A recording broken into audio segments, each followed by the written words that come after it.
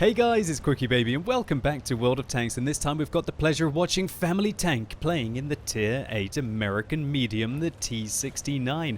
I haven't featured this vehicle on this channel for at least 2 years, so I'm going to give you a quick heads up and a rundown of what's great about the T69. Well, its mobility is okay. Well, that's not really one of the great things about it then if you're just saying its mobility is okay. Its top speed limit is a healthy 51 kilometers an hour. Its power to weight ratio is 16, which means that it can kind of do all right up slope, but it's never going to be able to get anywhere near that top speed limit. The armor on this tank is actually quite surprising. It is 101 on the hull and 152 on the front of the turret. And one of the annoying things about this tank, when you're shooting at it, is just how... God, these bushes are annoying, is just how well angled that turret armor is. And so I absolutely despise shooting at American autoloaded turrets because they always seem to troll, right?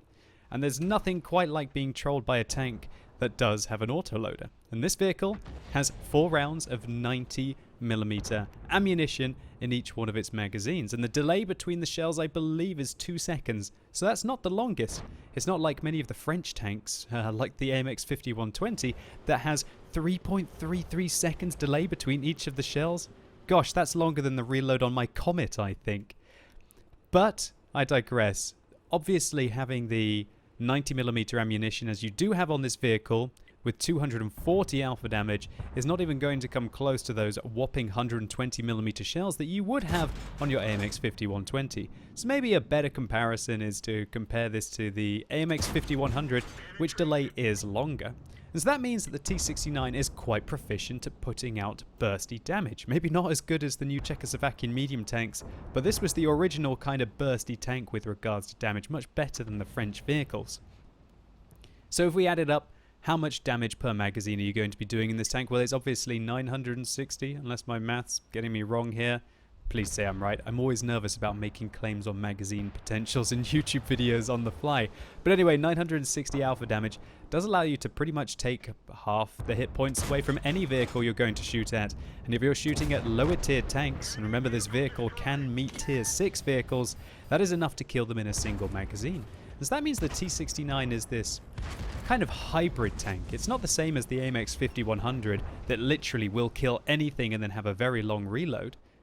It kind of likes to get into position, put out its burst of 960 damage within 6 seconds, and then hopefully not have to hang around too long to reload its kind of medium length magazine reload time.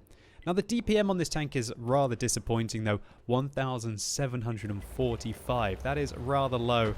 So you can quite often feel with the T69 that unless you're continuously firing your magazines and then reloading, that you don't really get enough damage done. Oh gosh, a bit of a miss there on the VK, but the second one goes right through the hull, third one right through the side of his hull, and the fourth one looks like that was a miss as well. The penetration on this tank is a lot better than it used to be. It's now 181, and I believe it was patch 9.9? Or maybe it was, maybe more, I can't exactly remember, but it's one of the recent patches that did change the penetration of this tank from, I believe, what was one of the worst penetrations on any tier 8 vehicle, up into the healthy 181 mark, and that is rather good. Also, the heat rounds on this tank, 250mm of penetration, when you need to compensate or if you're just dealing with some heavily armored tier 9 and tier 10 tanks, is rather effective. Now, FAMILYTank has decided that hanging around at the back and waiting for his enemies to flank towards the north is not going to win this battle. And so he's taking the fight to this T44 on the enemy team. And that is just where this tank is beautiful. 1014 damage done there. That was slightly above magazine. Actually, no, it wasn't, because he had penetrated a shell into that tank earlier. A mistake by me. Actually, when we look at the first shell that he put in for 181, it was looking like maybe he might not have had enough damage to be able to take out that T44 in a single magazine. So that's something that you've got to be careful of. If you see an enemy tank on about 850 health, you know that unless you're seriously unlucky, that you are going to be taking them down. So unfortunately for FAMILYTank, the entirety of his team have just completely melted around him. And now it is him and a Chi-Ri, soon to be just him, against 9 enemy vehicles. But not 9 for very long, as he does manage to put a fantastic magazine into the side of that IS-3, taking out the tier 8 Soviet heavy tank. now putting him in a 1 versus 8 situation with a Ferdinand behind him. God, you don't want to get hit by that 128mm gun on that tier 8 German tank destroyer. But it looks like he can't decide quite what he needs to do right now. Does he need to defend the cap? Does he need to go after the Ferdinand? One thing that's for certain is he needs to avoid the artillery on the enemy team while he's making his play. Wow, he takes a bold shot there, but a good one to go right through the hull of the VK4502A. And whoever was in the cap circle, most likely the 112 on the enemy team, has decided that he doesn't actually want to cap. No cap kill all, obviously chanted by the enemy team here. Let's see if they're going to regret it, as FAMILYTank is trying to contest one of the best Kolobanov's medals I've seen. Both of the enemy 122mm guns miss there. The Ferdinand bounces an APCR round off the back of his turret, and FAMILYTank puts 2 into the lower plate of the 112, and then puts his 4th shell into the IS-3, securing, I think, is that his 4th kill on equal tiered heavy tanks? Gosh, turning his 1 versus 9 now into a 1 versus 5. And talking about equal tiered tanks on the enemy team, he has spotted where the Tiger II and the Ferdinand are.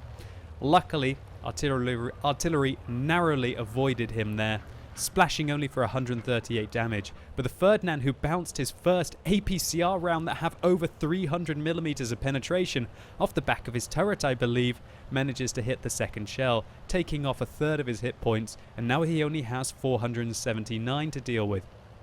And 479 means that he can now be a one-shot for many of the artillery on the enemy team. Not to mention that if the Ferdinand gets another shot at him with that 120, is it 24 or 28mm gun? I'm not entirely sure. We're just going to say both. That for all intents and purposes, high caliber gun that the Ferdinand has that could roll for 490 alpha damage on average will remove his remaining hit points. And the reason why I'm talking about that so much is it's something that you have to consider when you're facing these endgame situations. How likely are you to be able to take a hit from the enemy team? Now obviously the Tiger II is never going to be able to kill him. The Tiger II's top caliber gun is 105mm with 320 alpha damage, and when you're playing in an autoloader, it is just so important to know when you can take that shot reliably to be able to hopefully dump the entirety of your magazine into your opponents. So now FAMILYTank has decided to load his first heat magazine of this game, changing the penetration from 181 to 250, and also meaning that he's not going to lose penetration over distances, but that makes the normalization of these shells much worse, so he's going to have to worry about shooting angled surfaces. But luckily, the 2 tanks that he seems to be hunting right now are going to be big fat German heavies. Well, actually not. It's an FB304, a tier 6 British self-propelled gun that he manages to shut down, and it looks like a vehicle took a shot at him across that ridgeline. He pokes out to take a look. It was the Ferdinand, 1 into the upper hull, 2. Great use of the heat ammunition there. If he'd been firing AP, there's no way that he would have reliably been able to go through the front of the Ferdinand there, having just finished off the tier 6 self-propelled gun.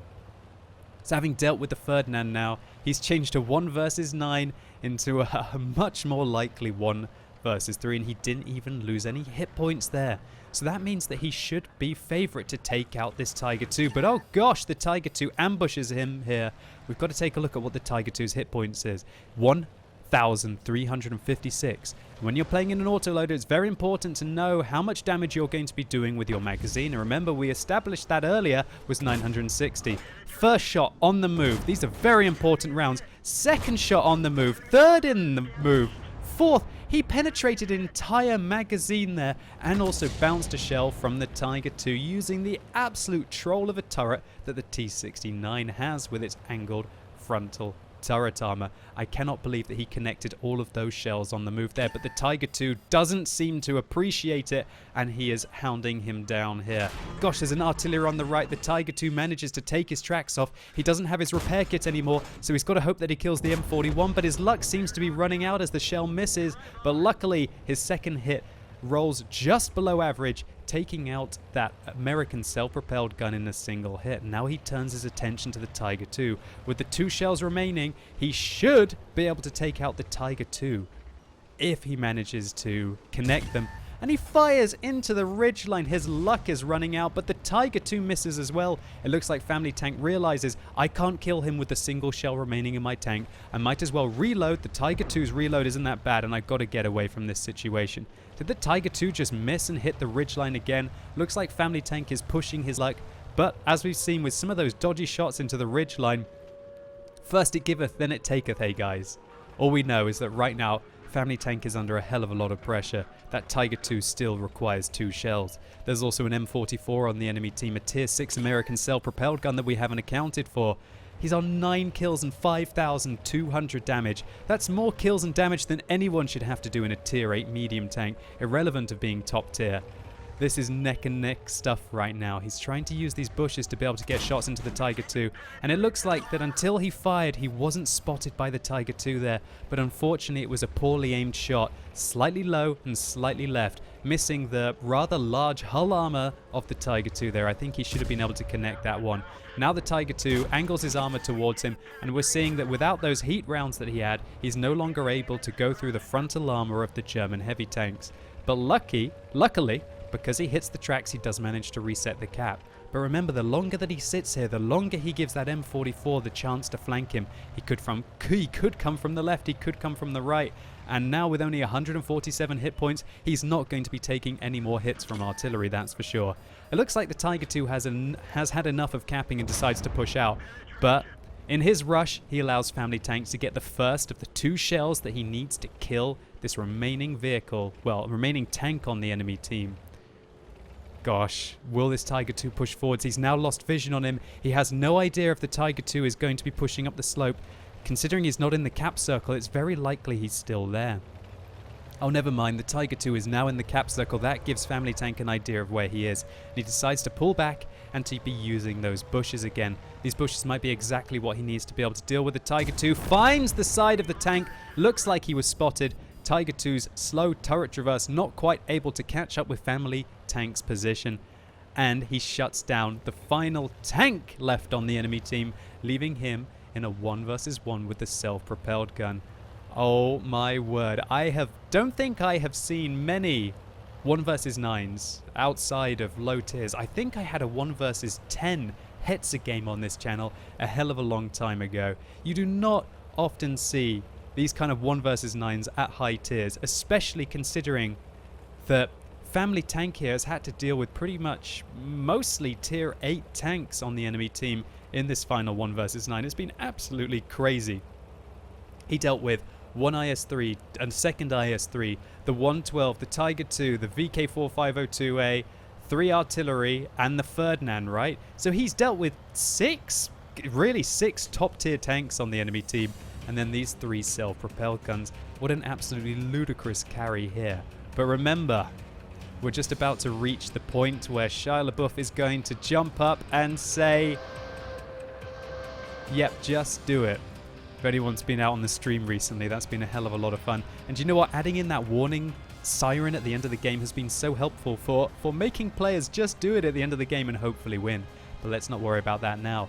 FAMILYTank has managed to spot the M44 on the enemy team, and he wants to close the distance. He only has 3 shells left remaining, and he has to hit at least, most likely, 2 of them into the M44 on the enemy team, as it has 280 hit points. FAMILYTank thinks about going to the right of this building. The M44 thinking about coming around the corner to punish him.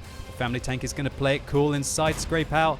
Oh no, first one into the tracks, second one into the hull, and great. The final shell remaining in his tank, shutting down that tier 6 American self-propelled gun on the enemy team, picking up his 11th kill and nearly 6,000 damage, shutting down this 1 versus 9 game. FAMILYTank carried his socks off in this game. Fair enough, there were a few moments where the pressure must have got to him and he made a few misplays, but all in all, he showed what the T69 is great for. Quick, bursty combat, get out, reload, rinse and repeat, do it all over again, and let's not forget that god dang troll turret and hull armor that really does surprise people about the American autoloaders. So FAMILYTank picked up a plethora of hero medals here. The Faden's medal for destroying the last remaining enemy vehicle with the last shell in his own tank. The Pascucci's medal for those 3 kills on the enemy's self-propelled guns. The Pools medal for the 11 kills that he picked up this game. Unsurprisingly, a high caliber for 5,909 damage.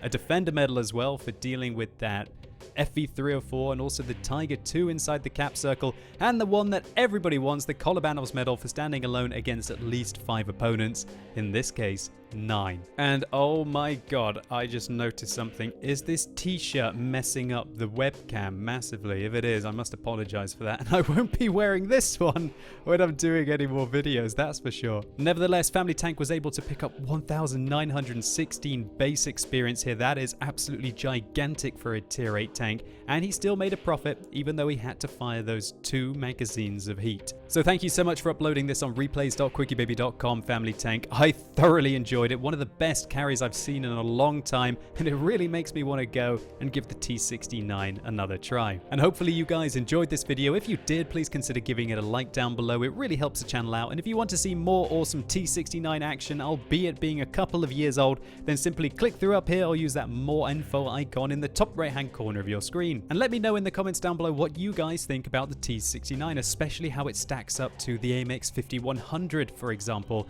And what do you think about the T69 and the T54E1 now that they're Czechoslovakian medium tank autoloaders in the game? Do you think that they're still special, considering that the Czechoslovakian medium tanks have kind of further lowered that delay between their shells? And also, just a quick heads up that on Tuesday the 12th of July you might want to swing round my twitch.tv/QuickyBaby livestream, because something very interesting will be happening. And as always, thank you so much for watching. You've been epic, and hopefully I'll see you soon.